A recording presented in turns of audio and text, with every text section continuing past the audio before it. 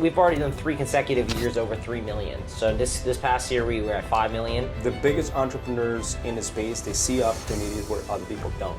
I thought the whole thing was bullshit. I mean, I thought that like this was all a lie. I looked at it looked fake because you see it on YouTube. And you see these people and they sound very uneducated, and they're like, oh yeah, making like 20,000 and this, and they show you these checks, and it seems like a scam. And then you do the first deal and you get that first check, and you can get 20,000 or 15,000, whatever it is, and it's like, wow, this is like legit. You can really do this. We did the retargeting on Facebook. We did it, and we had a little bit of success, but look, the cost per lead was very low, but the conversion was also low. We didn't care about the condition of the mobile home. We just bought the property and we were selling it for the land. Easy deal, right? In that type of case where we're reselling to a cash buyer, there's no risk. The risk is actually the opposite in not buying it. What is going on, everyone? Welcome to another episode here at Entrepreneurs. And this time, I promised you, in 2025, we're changing the game. And back in 2021, when we started, I promised you to only bring diamond level type of real estate entrepreneurs. And this year, we're going new, we're going extra, we're going further ahead. We're doing the extra mile to bring you guys those people that are doing really well in the space so you can learn every single step that they've taken. And today in this episode, we have my friend here, Ben. What's up, brother? What's How up, you doing, man? So Ben actually lives in Miami. I've seen him in many different masterminds. I remember last time it was in Mexico where he actually did a presentation. I did a presentation too, but he's one of the biggest wholesalers in the space. You will see wholesalers doing maybe 1-2 mil, and they're like in YouTube, social media, claiming that they have a 7-figure wholesaling business. But Ben really does have a multiple 7-figure wholesaling business. And there may be bigger players out there, but they have a different type of model than just wholesaling. He actually has a wholesaling business where he is closing deals, has a big office here in Miami, and we're gonna teach you everything that he has actually gone through and kind of like know a little bit his story a little bit more too, of everything that he's done in order to get to the point of where he's at. So, brother, let's start this. I'd love to kind of get to know more about you and your story, because I feel like you don't get as much exposure as other people do. I know I see all these other 7-figure, 100K a month YouTubers or social media gurus, right? Yeah. And the truth is that they may have 2 or 5 people in the team and they got to the 100K a month and they're now claiming this, but you have been consistently over 3-4 mil every single year. Yeah, we've already done 3 consecutive years over 3 million. So this past year we were at 5 million. And I think that part of the reason is that you see a lot of these wholesalers, they come out the gate, they make a little bit of money, and then they want that kind of fame on social media. And I had that, I went through that phase where I really wanted that. But ultimately I keep most of my focus on my business, because my business, not only do I count on it for income, but also I have employees that have been with me for years that count on it. So I have multiple people counting. I can go out and grow my social media, but that's not going to help the people on my team. And I really care a lot about the people on my team because it affects them a lot as well. Yeah, you told me something earlier when we just started this podcast is you told me that you want to focus on basically a long-term business where all these other distractions that you could be doing, coaching or growing your YouTube channel or social media, you could do that, but that's not going to add you more zeros or more millions to your current business. Correct. And tell me more about why do you feel like focus right now is so important? You already made it past 3 mil. Mm-hmm. Why is focus so important for such a big wholesaler? Well, I'm hyper competitive, and I just recently I went to Collective Genius, which is a really big mastermind as well, and I met some really big players in the space. But I was very impressed by some of the people I met there. But one thing I noticed is there was no one my age doing what I'm doing. There wasn't one person. Everyone that was doing big numbers, 5, 10, 15 million, they were typically in their late 30s or 40s. So me at 32, I see a very golden opportunity here to be kind of the leader of the next generation of this space. I'm not so concerned about coaching people, because the reason why I don't really like coaching is you have a lot of people that are gonna want to coach with you, and it has nothing to do with your coaching. They just don't have what it takes to succeed. And I genuinely feel bad taking their money if I don't believe that they genuinely can succeed, even if I give them the best advice possible. So I'm not so into the coaching. I'd rather just focus more on growing my actual wholesaling business, because right now we're at 5 million, and it only takes a little bit of tweaking to get that from 5 to 10 to 15 to 20. As long as I have the right systems in place and I'm able to bring the right people under my team to close more deals. So a lot of people get to maybe the 2-3 mil and they stagnate, or they get to a choking point, right? Because they don't have the right closers, and they don't know how to find those right closers. Okay, so what you say, one of the biggest things that has made you very, very consistent and scalable is that your acquisition game is on point. Or what are the things that is your business currently doing that is making you such a scalable, profitable business? Well, I think that what we've started to do that kind of has taken our business to the next level is Nick Perry was kind of the pioneer of nationwide wholesaling, but I've taken that another level further. I'm actually becoming the pioneer of nationwide wholetailing. I'm the first real estate investor that is buying and reselling properties across the country. And when I say buying, I mean taking these properties down, and actually reselling them on the market at max value. Because let me explain something. Nationwide wholesaling, it sounds great because you can, get all these deals in all these markets, and you can lower your cost per lead and your cost per acquisition by targeting more areas. But the tough part becomes the transaction coordination, and you don't have that face-to-face relationship with the seller. And so what that leads to is it leads to more seller fallout. So what we've done in order to kind of mitigate that is when we get a really good deal where we know we have a lot of instant equity, meaning we have built-in equity on the day one, instead of trying to wholesale or novate that deal, we just take the seller out of the equation and we buy the deal. Last year, about 37% of my revenue was from buying and reselling properties, and that changed the game because my average spread on a wholesale deal is about 28,000. My average spread on novation is about 18,000, but my average spread when I buy and resell is 50,000. Wow. So I actually, this reminds me of a very similar approach that one of the biggest wholesalers or REI companies that used to exist here, which was Property Force, kind of was doing in their approach. I remember when I visited that company, the ex-CEO, before the entire situation happened, said that they don't consider themselves a wholesaling company.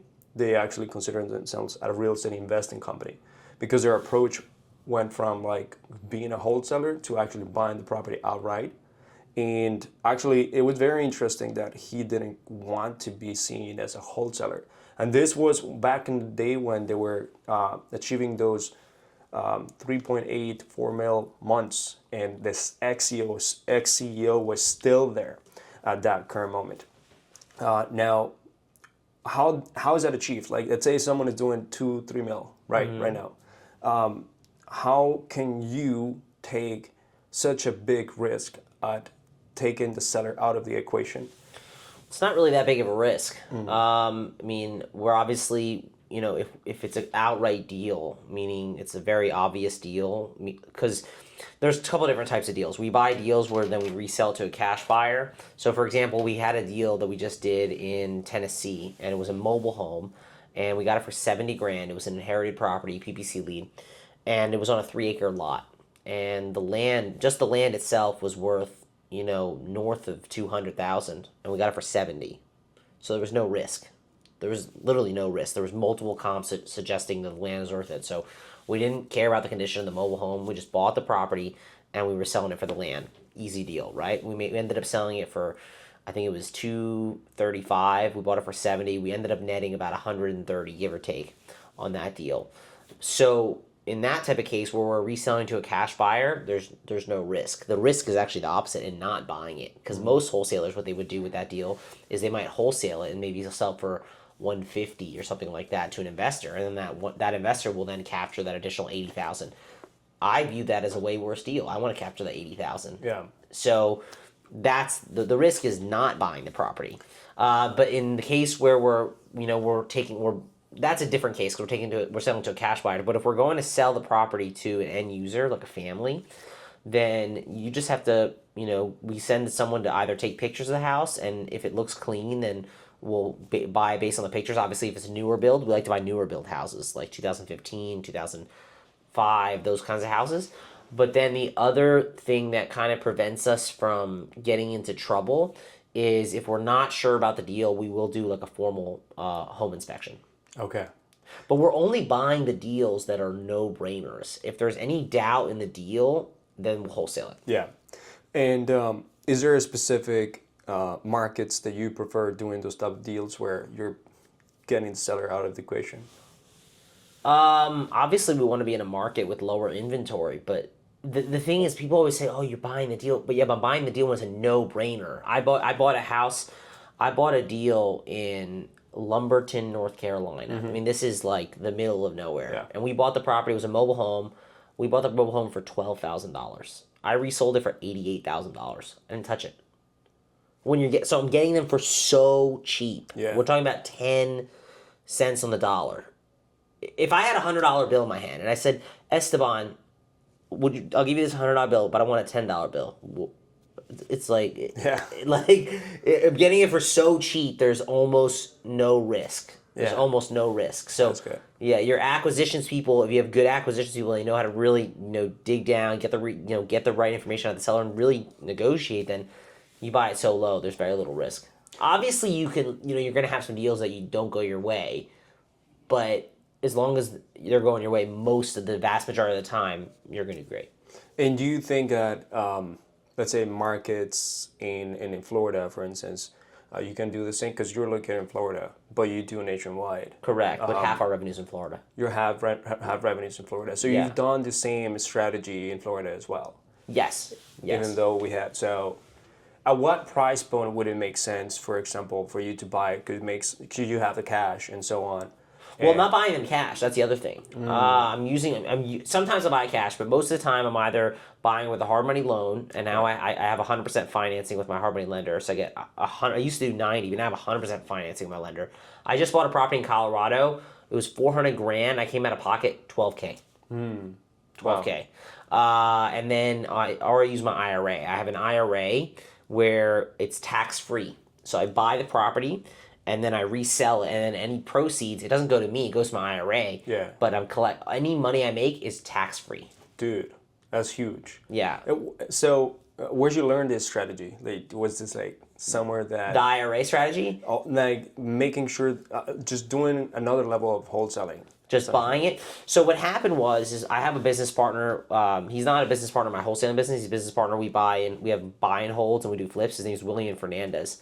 William Fernandez used to work for Chris Graves. Chris Graves is one of the largest. You know who Chris Graves is or no? No. No. Chris Graves is one of the largest flippers in Florida ever. He used to buy like 30, 40 houses a month, like legitimately, like 30 houses a month. It was crazy. And so when I got started in wholesaling, my first full year, I sold Chris Graves 50 houses. Wow. And I sold Chris Graves, and all the houses I was getting were off the MLS. My assignment fees were very small. They were $3,000 to $7,000 usually. Yeah. And I was selling a lot of them to Chris. And Chris had a guy named William who worked for him. And Will was the acquisitions guy. And so he used to contact me about all the properties. And I sold this guy 50 houses in 1 year. And I became really close with Will because we were talking all the time. I would say, hey, what do you need this house for? He would tell me I need it for this price, and I would try to make it work, right? And he felt bad because we became friends. And he said, dude, you know what we're doing with these houses? And he said, what? He said, we're buying them off you, and we'll put them back on the MLS for $30,000 more, and we're selling them without touching them. And I said, wow, so I'm making $3,000, and you guys are taking the houses and selling it for $30,000 more. he said, yeah, you should buy some of these houses, or you should sell them for more, but you're leaving a lot of money on the table. 3 to 7 grand, dude. Was it your first year? Second year, but these are off the MLS. Yeah, there was no marketing cost. Okay, it's off the MLS. Okay, so it's a little sense. different. But at the same time, it was like, it's not a lot of money. Yeah, it's a lot of effort for 3, 4, 5, 6 grand, whatever it is. I mean, sometimes we made 10 or 15, but we never made 30 or 40. Yeah. So, yeah, so we became friends with Will, and then he was like, you got to start buying these deals, and so that Will was, he was like, okay, we got to buy this one, and we started to do this. We started flips together, and he's like, yeah, a lot of the times, wholesalers don't realize it. They can just buy the deal and just resell it, and I actually still do that with wholesalers. Like, I'll go on Investor Lift and I'll buy a deal, and then I'll slap it back on the market for a lot more, and just without even doing nothing. Dude, so all those people that, let's say, generate leads, online leads, yeah, and they have a property that is listed, for instance. Like, do you also take those opportunities? Like, if it's listed on the MLS? If it's already listed, but they can't sell it. You mean the sellers that call us directly? The sellers like, yo, my agent can't Happens all the time. Yeah, we buy deals like that all the time. Yeah. Yeah, we get deals where the property's listed. I just bought a deal yesterday or 2 days ago in Temple, Texas, which is like kind of like near San Antonio, and the seller was listed on the market for $240 or $230. And the house is built in 2019. 2019. It's like literally brand new. And we bought it for $185 with 100% financing. 100% financing. So I literally came to closing with like, I don't know, $7,000. Yeah. And now we're gonna resell it for, $230, probably $240, something like that. Once we're gonna, seller's out of the house, we're gonna clean the house, and we're gonna, get good pictures and list it. But when I'm coming, even if I only make 30 grand, I came out of pocket with 6 grand. Yeah. Would you buy a deal where you invest 6 grand to make 30? Of course. Yeah, it's a great deal. So yes, the answer is when the properties are listed, we make them. We do deals like that all the time. Dude, I feel like the biggest entrepreneurs in the space, they see opportunities where other people don't, and Correct. you see opportunities on a lot of deals that literally people will leave or toss that leads to the garbage. And I'm pretty sure as you generate leads from Google, not every Google lead is like a perfect lead. Of course not. Not every seller is like, yeah, I have this juicy wholesale, like very bad looking, ugly house. Most of them don't. Most of them don't. And you end up still figuring out, because you'd see the opportunities on the listed properties. You see opportunities on the pretty houses. We love pretty houses. Shitty houses are the worst because there's always way worse. There's always way more wrong with them than you expect.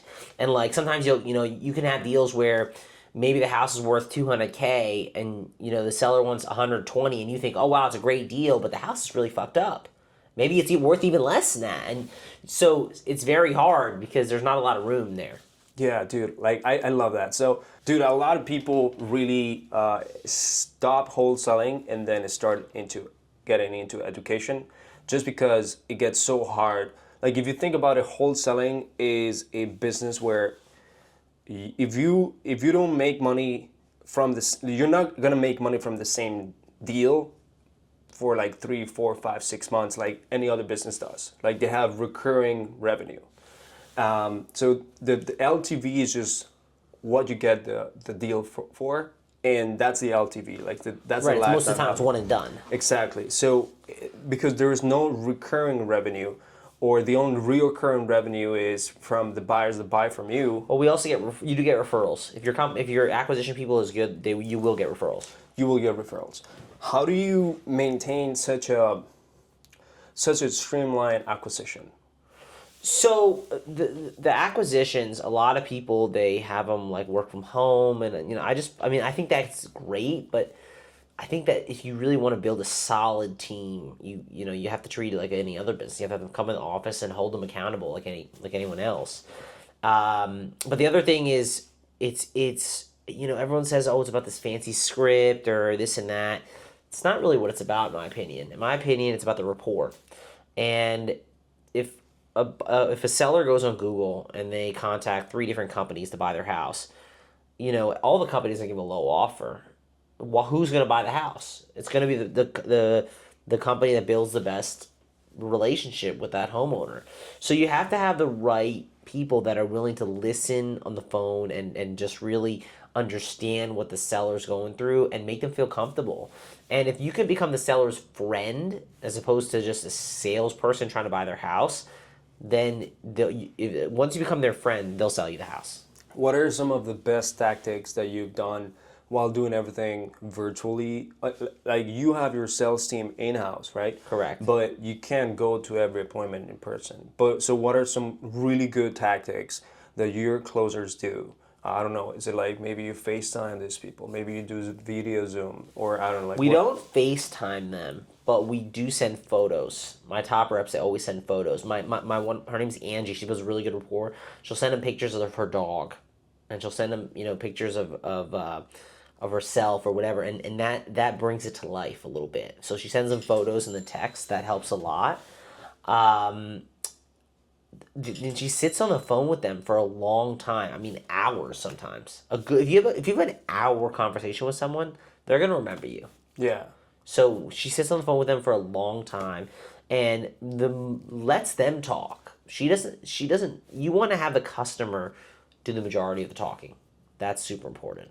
Yeah. So there's a lot of personalization that she does. It's not like, hey, I'm gonna invest into this seller this time and do whatever the script has to say, and then go over the sales process. But like she does put an extra effort into closing. Is she your best closer? Is that She's the one of them. She's one of them. She's top. Last year she was top 2. Yeah. What does your best closer do differently? It's the same. He sits on the phone with them for a long time, super long time. I mean, he just builds really good rapport, and they feel really comfortable with him, and they can tell that he's a veteran. Like when they get on the phone with him, they know this isn't the first time he's bought someone's house. So what's the most amount that one of your closers made in a month? what they made or what they brought in for the company? Both. Last year, our top closer did 1.15 million in sales. So what did he? I mean, as far as in 1 month, I don't remember. Probably 200,000, but I'd have to go back and check. But he made, he made like 170K last year. Yeah. So you make sure that your closers get paid really well. Yeah, I mean, my top closers are making all over 150K. Are they commission only, or? They're either commission only, or they are with a very low base with a higher commission. But I actually regret making any of them commission only, because once you make them commission only, you lose that control. You lose that control. You can't tell them, hey, come in the office at this time and leave at this time. And there's a mutual respect there, so they still want to show up to work and do a good job. But if I were to go back in time, I would never make anyone commission only. Yeah.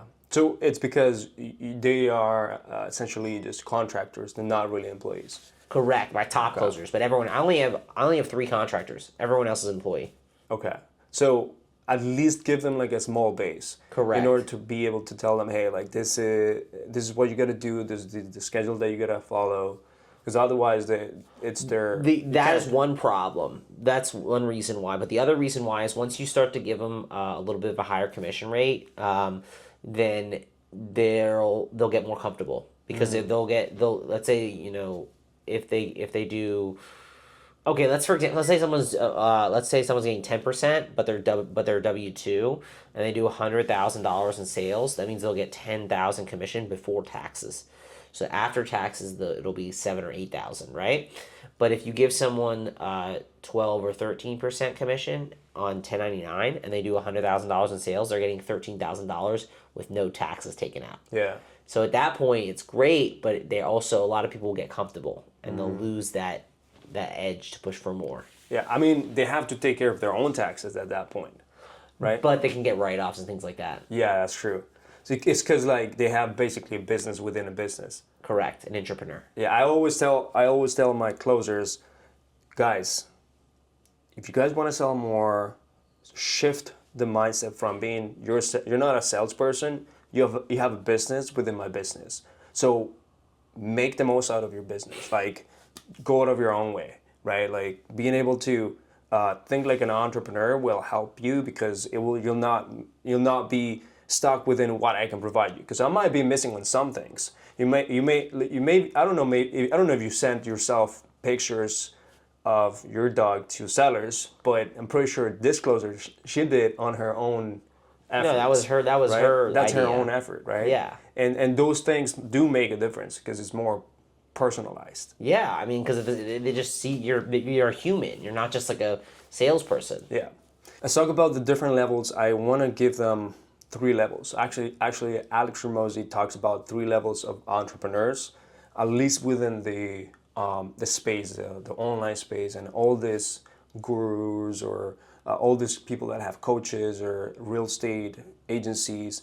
He says that level 1 entrepreneurs are people within $0 to $50,000 a month or something like that, and they're still trying to figure a lot of things out.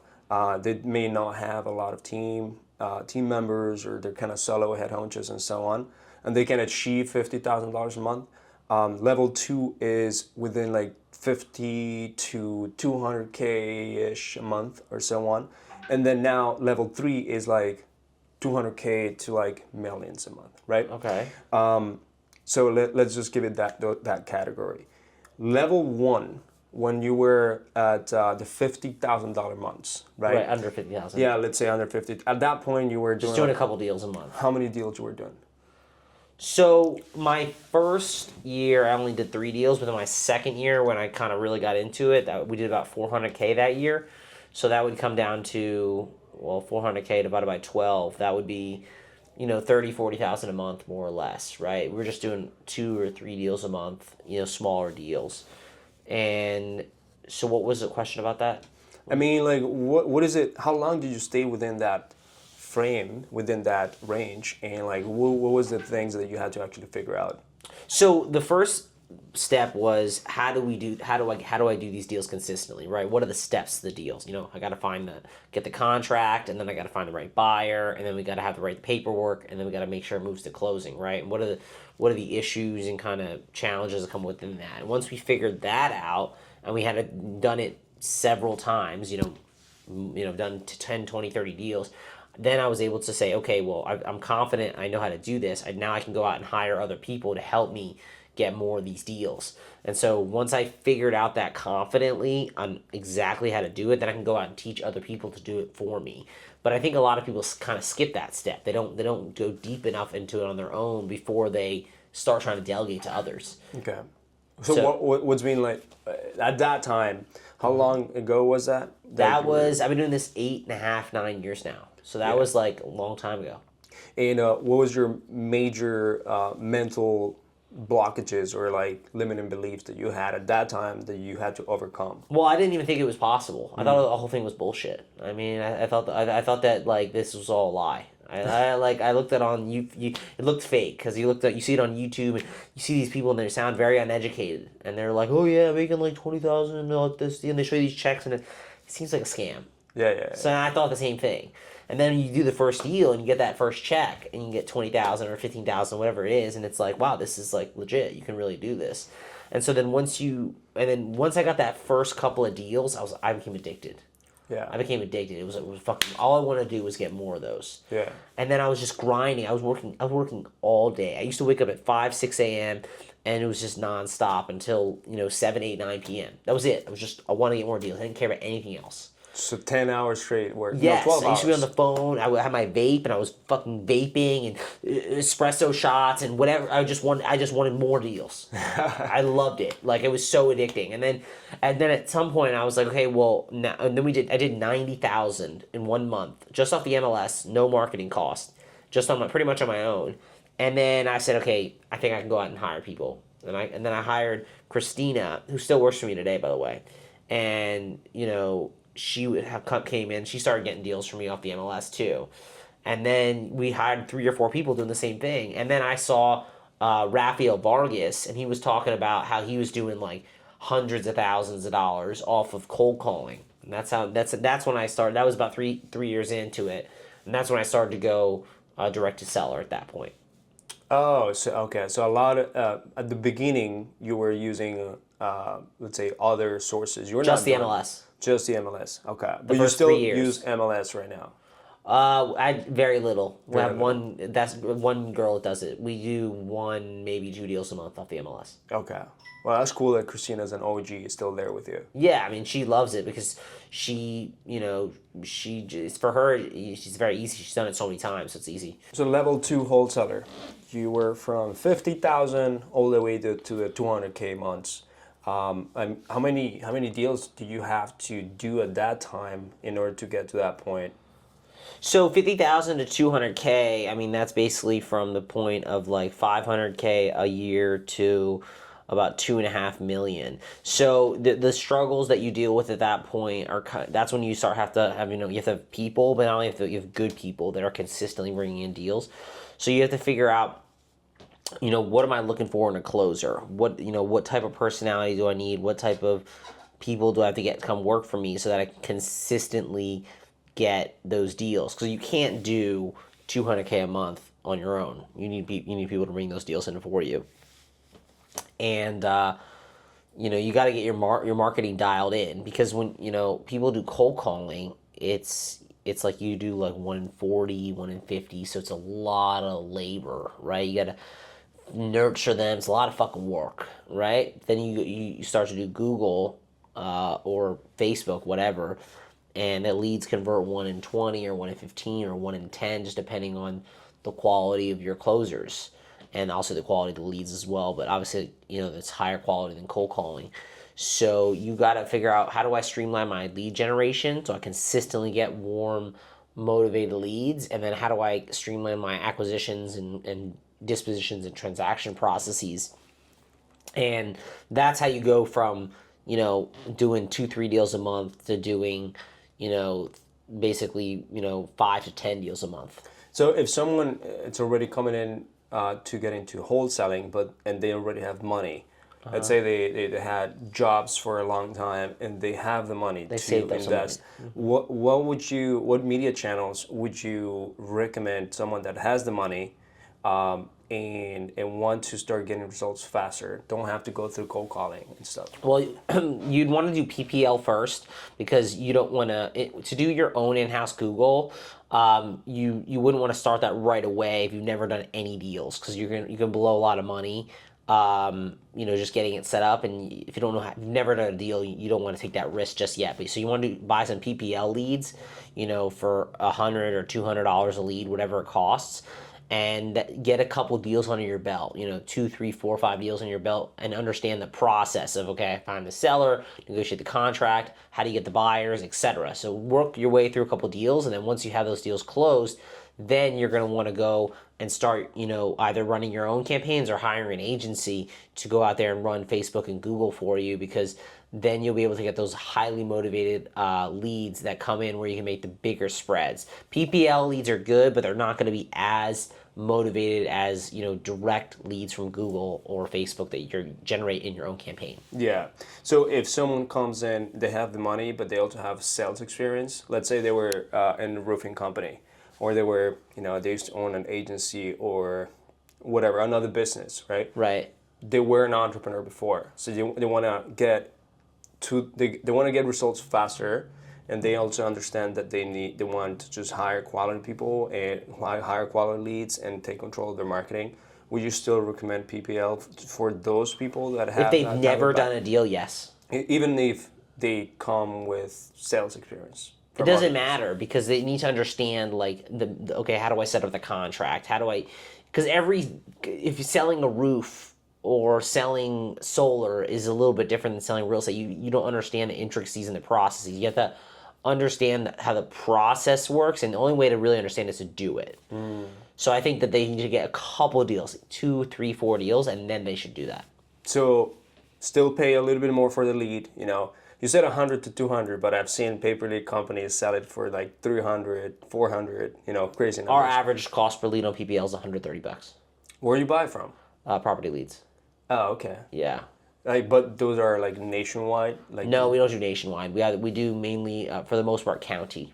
Oh, wow. Yeah, we do some state, but mainly county. So property leads, you can bid $125 for county. That's not bad. Do you know where they come from? Like maybe, are they like Facebook or TikTok? I think it's a lot of. I think it's a mix. I don't know for sure, but our conversion on property leads is about 1 in 25 to 30. So it does take about 25 or 30 leads to get a contract, but they also do refunds. So obviously that lowers the number a little bit. As opposed to Google, we're converting about 1 in 12, 1 in 15, somewhere in that range. So they're about half as good as a Google lead, but they're significantly cheaper. I mean, our average cost about 130 right now in there versus Google. Our average cost is, it depends on whether it's a nationwide campaign or it's more tight, but it's usually ranges between like 250 and 350. Oh wow. Okay. Yeah. So that property lead seems to be like one of the cheapest ones out there, right? Well, it depends on your bidding strategy. So we bid on a lot of different counties, and we bid 125 or 150 on the counties, depending on which county it is. But if you go and if you want to own, like a lot of wholesalers, they only want to bid on like a few counties, then you're going to have to pay a premium. So we just rather bid more counties at a lower bid and get a cheaper cost as opposed to bidding on few and having to overpay. Yeah.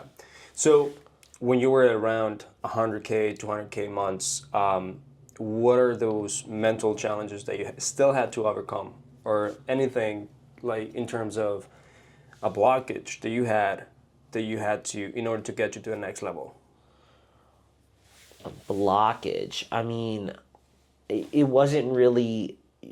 As soon as I saw that there were other people doing more than I was, I knew I could do it. So I it was really just a have matter of time. It's making the right people. It's right. You have to get the right people, and the only thing that holds my company back from, because we did 5 million, but maybe we want to do 10 or 20, right? The only difference between my company doing 5 million and doing 15 million or 20 million is we need more closers and we need to spend more money on marketing. That's it. But if you don't have the infrastructure to find and train those people, you can't grow. Yeah.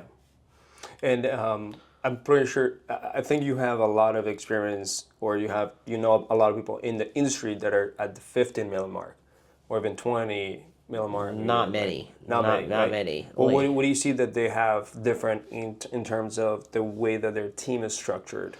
So they're more structured than I am. I mean, there's a guy named Gary Harper. You know who I'm talking about? Yeah. Yeah. So I met him, and he implements EOS, Entrepreneurial Operating System. He comes in and systematizes each part of your business and lays it out into detailed charts. And I haven't worked with him yet, but we're gonna do that in our business. We're gonna go in and we're gonna create systemized charts, and that way when we hire people, we're able to give them a literal blueprint on what they need to do in that role. And I think that is one of the next steps that we're gonna have to take to grow from where we're at now to 3 or 4 times the size.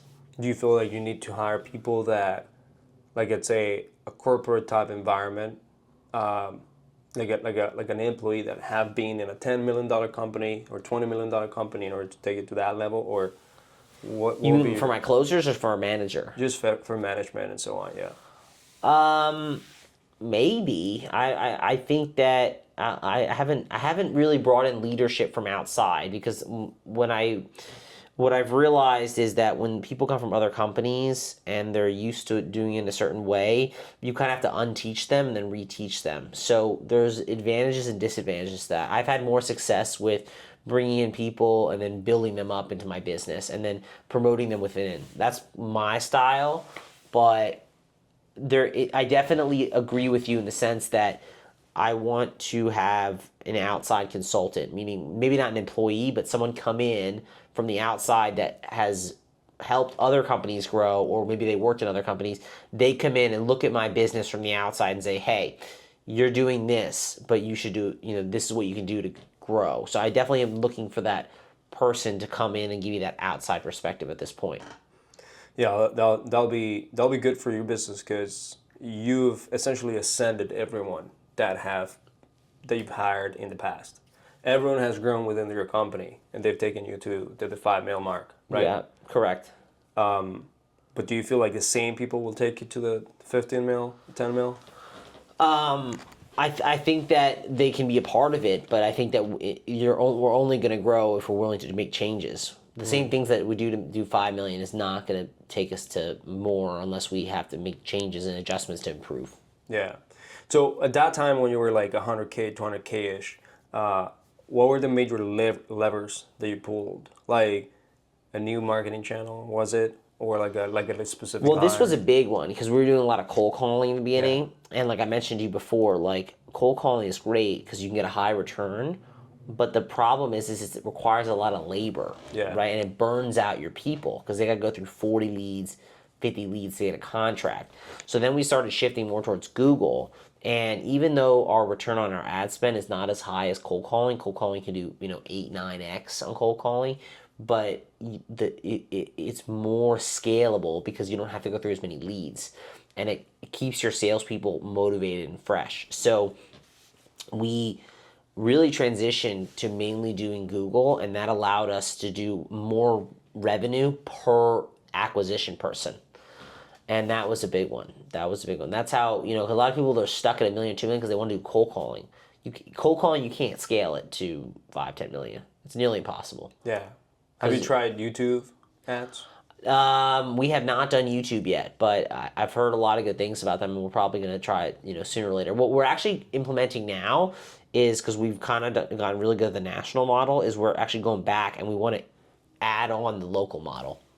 So we're actually going back and we're trying to do, we're still doing PPC, but we want to go back and we want to do mail, and we might start doing TV, so we can start going local. And the advantage of going local is you're able to meet with the sellers face to face, and that improves your closing ratio. Will that be here in South Florida? Yes. Oh, that's good. We're gonna be doing that this year. We've already started to do, get some mail campaigns going, and we haven't had success with it yet, but that's our next step.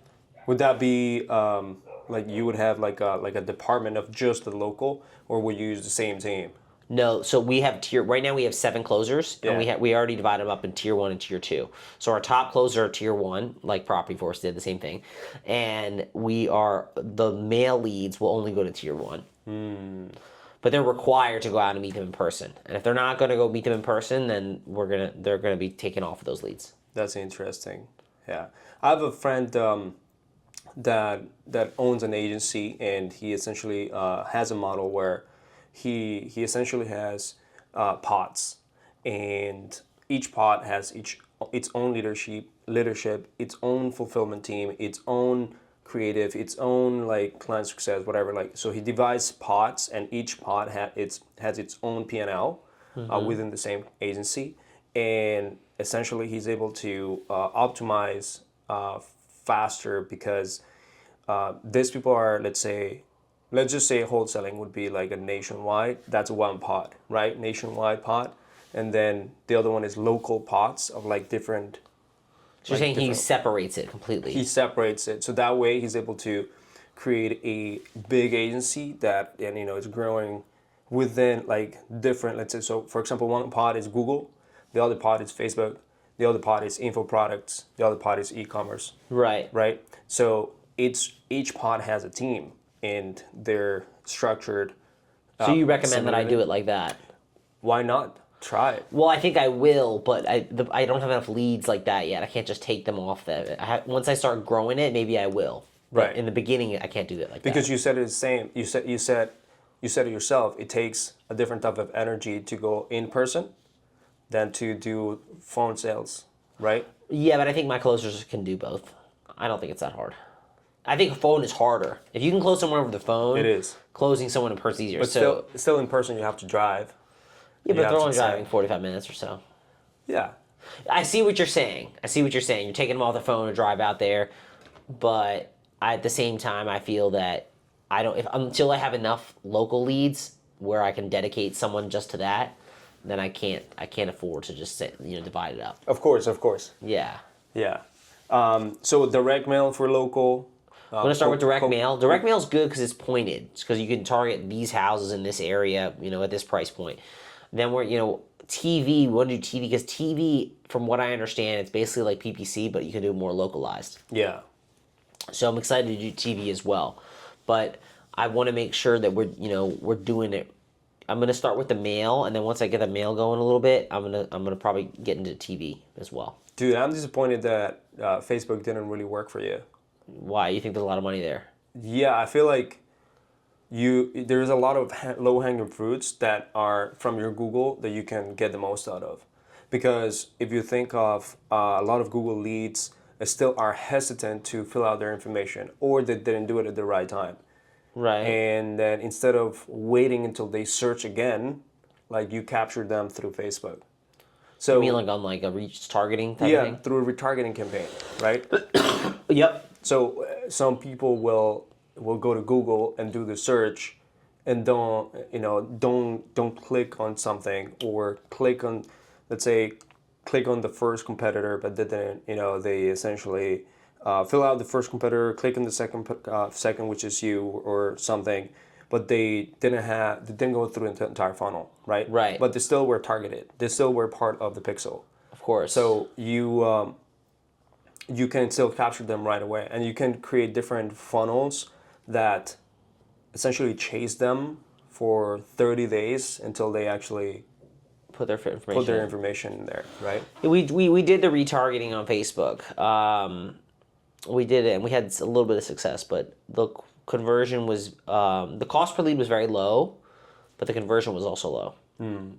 Do you remember what strategies you used? Was it We did retargeting, just like you said. I mean, when you say strategies, does that answer the question or no? I mean, I don't know. Do you guys do like testimonial videos that you put in front of sellers? Do you do like just maybe an actor saying, "Hey, I buy houses"? I think it or was just probably pictures? the I buy houses thing, yeah. I buy houses. Yeah, but you think the ad was not correct? I think that you can put a lot of testimonials, bro. Like, if you do you have testimonials from your sellers at all? Yes. Okay, you can do mashups of testimonials and literally like reinforce sellers' decisions, plus getting sellers that didn't opt in, and just retarget them. Like, it's still seasoning on Facebook, and that will be more of a authority funnel, right? Like, it captures people like right in the middle of the funnel or right at the bottom of the funnel, where you're just putting a lot of testimonials, and then the funnel it will be a quiz funnel, where it's like questions that are pain driven, and then you can even have video that pre-sells to people on your company. So it's like that addresses all the problems, or addresses all the objections that they would have, or the concerns of why they're not click on your ad, on your Google ad, and then just increases the quality of the lead. Okay. Right? Those are a few things that you can do, because a lot of people do Facebook wrong. Okay. Right? Like, they only put an ad, they put a lead form, and they put like a creative whatever, but then they don't put like different type of filters, or increase the resistance from low quality leads and like disqualify people, Right. and they just let everyone in.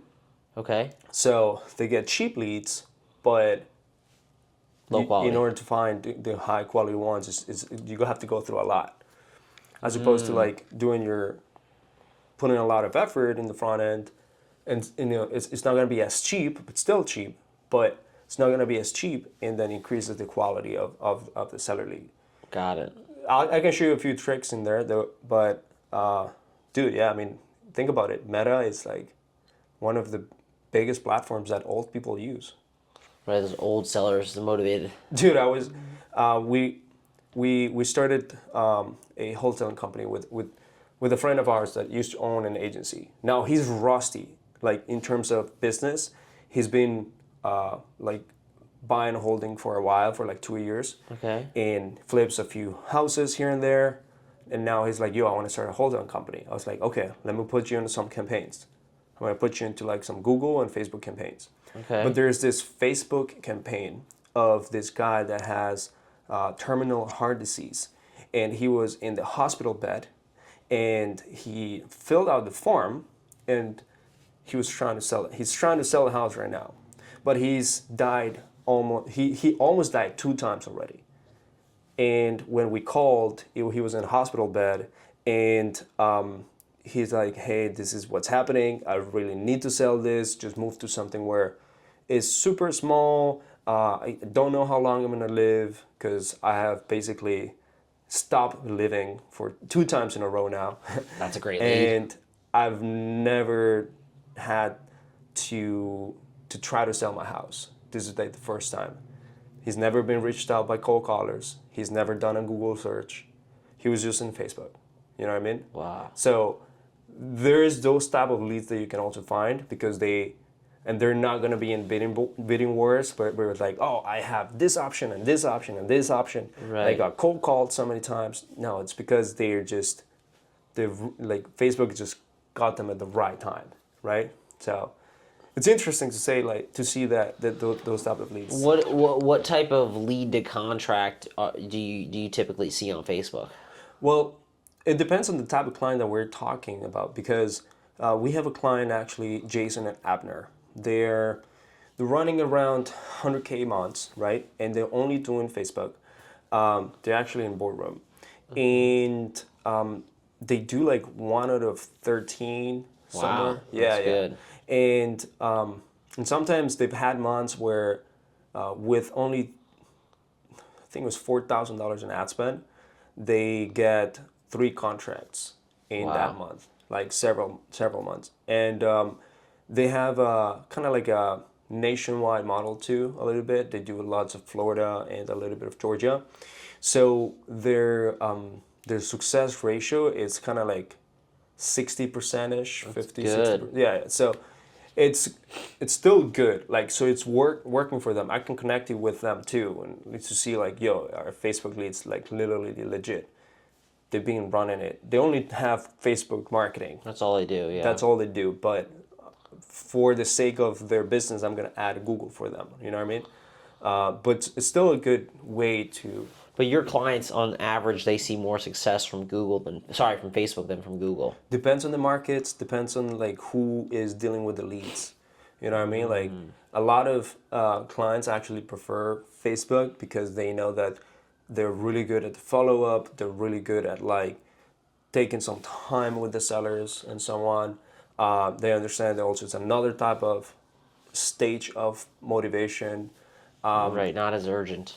Yeah, I mean, it's urgent, but you have to work them a little bit. You know what I mean? Let me ask you this: as a wholesaler that makes $5 million a year, actually. Yeah. What will be your best tips for an entrepreneur that's trying to get to that point?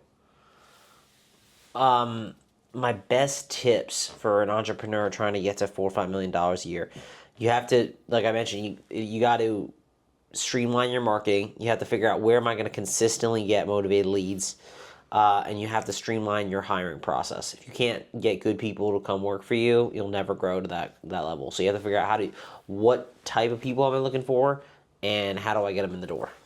Let me ask you. So a lot of people actually ask me, hey. They talk about hiring and talk about recruiting and they talk about hiring air players. What's your best strategy to hire air players? We like to hire off Indeed. We put out an ad on Indeed and we offer a pretty good salary and then plus commission, and we have screener questions. And so the screener questions, they have a big help because we'll ask them, what is real estate wholesaling? What does ARV mean? Are you okay with coming to the office? All the questions that we need to ask them anyways. But then we also make them send a voice recording of when they're applying for sales, because we can tell within, if someone sends a voice recording, you can tell if they can talk or not. I mean, we can eliminate 2 out of 3 people just based on the voice note. Yeah. One of my best strategies so far to find like the best people on my team is I pay them a good reference, like a good referral fee, if they bring me like really good people. So I hire people from Realtor.com, for example, coaches from Realtor.com, and one of them brought me literally 4 others. And when you say coaches, what do you mean coaches? So Realtor.com has campaigns, right? Like they have Op City campaigns or Realtor Pro campaigns where they connect agents or sometimes investors with leads. Okay. Right. So they have to essentially coach their call center into like how to talk with these leads properly. Right. Okay. So those are the ones that I hired. Like obviously Realtor.com is a technology company and they have different departments and so on. So I hired a coach, one coach from Realtor.com. You hired him to coach you?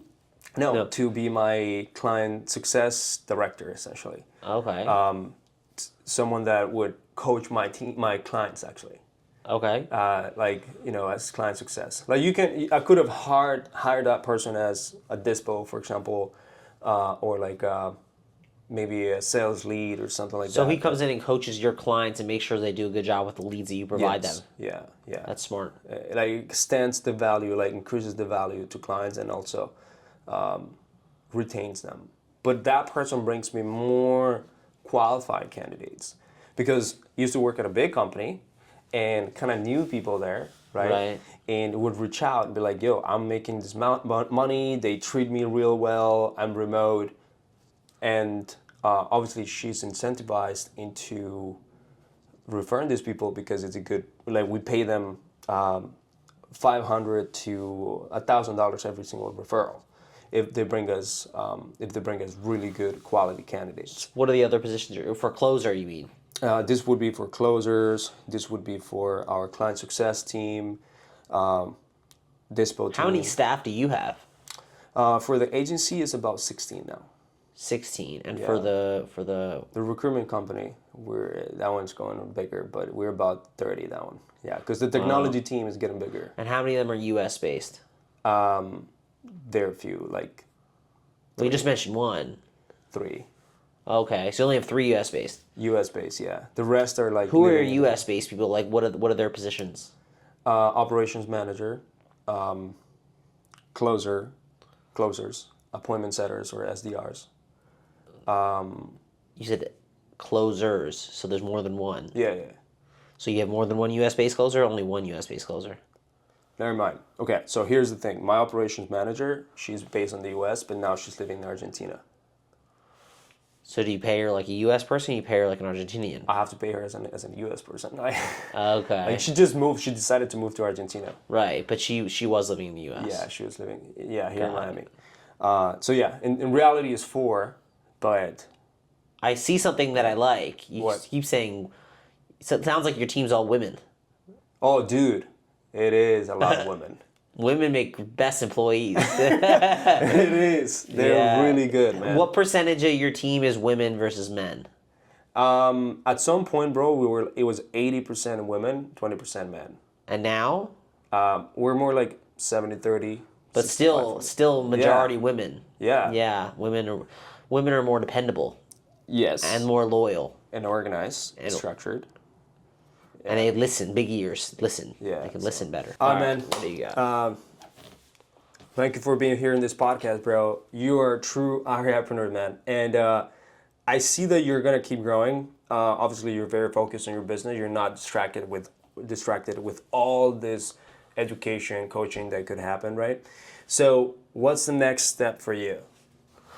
The next step for me right now is we're going to start going local, like I mentioned, and we're going to really double down on that. So we're going to add our $5 million, we'll do $5 million plus nationally, and then an additional $5-10 million locally.